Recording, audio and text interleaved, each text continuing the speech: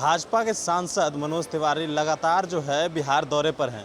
जिस तरह से बिहार में विधानसभा चुनाव है और जिसको लेकर जनसभा जो आयोजित किया जा रहा है, उस जनसभा को संबोधित करने के लिए कहीं ना कहीं मनोज तिवारी भी बिहार दौरे पर हैं और वह जनसभा को संबोधित करने पहुंचते हैं। तो वहीं आज तेजस्वी यादव ने अपना घोषणा पत्र जारी किया राजद की तरफ से, तो उस पर मनोज तिवारी का साफ तौर पर यह कहना है कि जिस तरीके से 10 लाख रोजगार तेजस्वी यादव देने की बात कर रहे हैं, तो हम लोगों ने भी 19 लाख रोजगार देने की बात की है।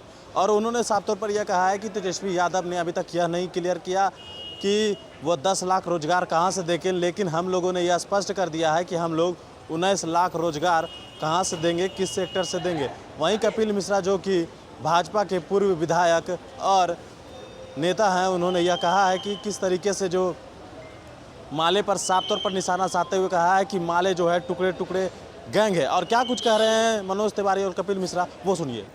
तो 10 लाख नौकरी ज़्यादा इम्पोर्टेंट है या 19 लाख? तो बीजेपी ने 19 लाख देने का वादा किया है और अभी तक तेजस्वी जी 10 लाख का भी कुछ हिसाब नहीं दे रहे हैं कि किस किस सेक्टर में देंगे। हमने तो सेक्टर भी बताया है और थोड़ा हास्यास्पद है, क्योंकि ऐसा नहीं कि तेजस्वी जी की पार्टी या तेजस्वी जी सरकार में नहीं रहे हैं। जब वो रहे तब उन्होंने क्या किया, या चिट्ठी भी लिखी या इनिशिएटिव भी लिया जिसमें 100 नौकरी भी लग जाए, इसका उनको देना चाहिए जानकारी।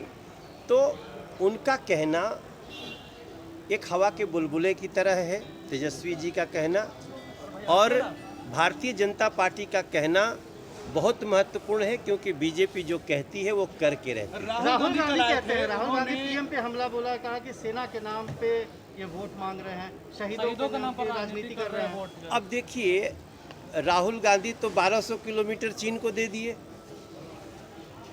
तो 1200 किलोमीटर में तो यहाँ से लेके लद्दाख आ जाएगा। उनके हिसाब से ये सब कुछ चीन का कब्जा है। तो हमारी समझ में नहीं आता है कि राहुल गांधी जी को कौन सलाह दे रहा है। मुझे लगता है राहुल गांधी जी अपने कथनी और करनी से अब इस देश में हंसी के पात्र बन गए। बिहार में उनका क्या रहेगा कि लगातार बिहार के लोगों को भी पाकिस्तान और इसकी बात कर रहे हैं, देशद्रोह की बात कर रहे हैं, कहीं ना कहीं उनका ये निकल के आ रहा है कि जो सैनिकों, बिहार राहुल गांधी से एक ही सवाल पूछ रहा है कि आपकी महाराष्ट्र में सरकार है, आपने सुशांत सिंह राजपूत के मामले में एक FIR क्यों नहीं होने दिया? इसका जवाब दो, क्योंकि कांग्रेस सुशांत सिंह राजपूत के हत्यारों के साथ खड़ी है और बिहार के लोग राहुल गांधी और कांग्रेस को वो सबक सिखाएंगे जो इनको जीवन में याद रहेगा। मनोज जी, आपको लालू जी की कमी खल रही है बिहार में, क्या लगता है आपको? लालू जी की कमी खल रही है बिहार में, जिस तरह से लालू जी नदारत है, पोस्टर में भी नहीं है लालू जी।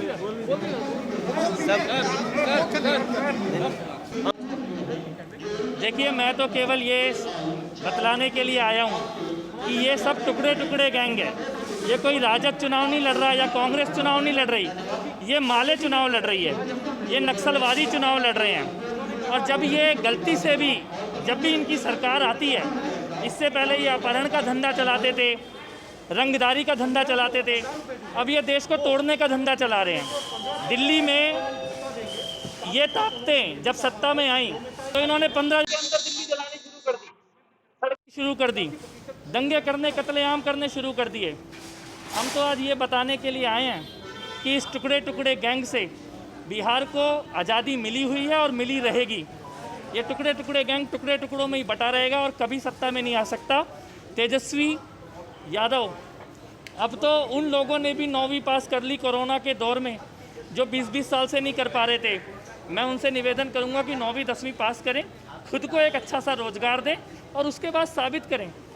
एक पूर्व मुख्यमंत्री और पूर्व रेल मंत्री का बेटा अगर पढ़ाई नहीं कर पाता है तो वो बिहार का प्रतीक नहीं बन सकता। बिहार का प्रतीक वो नौजवान बनेगा जो शिक्षित भी है और मेहनत करके अपने दम पे आगे बढ़ना भी जानता है। राहुल गांधी लगातार पीएम पर कल उन्होंने निशाना साधा, बोले कि शहीदों पर राजनीति, चीन को लेकर के उन्होंने कहा। देखिए, राहुल गांधी चीन की सेना के नाम पर वोट मांगते हैं और भारतीय जनता पार्टी भारत की सेना के नाम पे जनता के बीच में जाती है। राहुल गांधी जब से चीन की बात शुरू करी है, एक बार भी राहुल गांधी ने बिहार रेजिमेंट के पराक्रम की बात नहीं करी, एक बार भी राहुल गांधी ने ये नहीं बोला कि लद्दाख में बिहार के वीर जवानों ने जो पराक्रम दिखाया और चीन को धूल चटाई।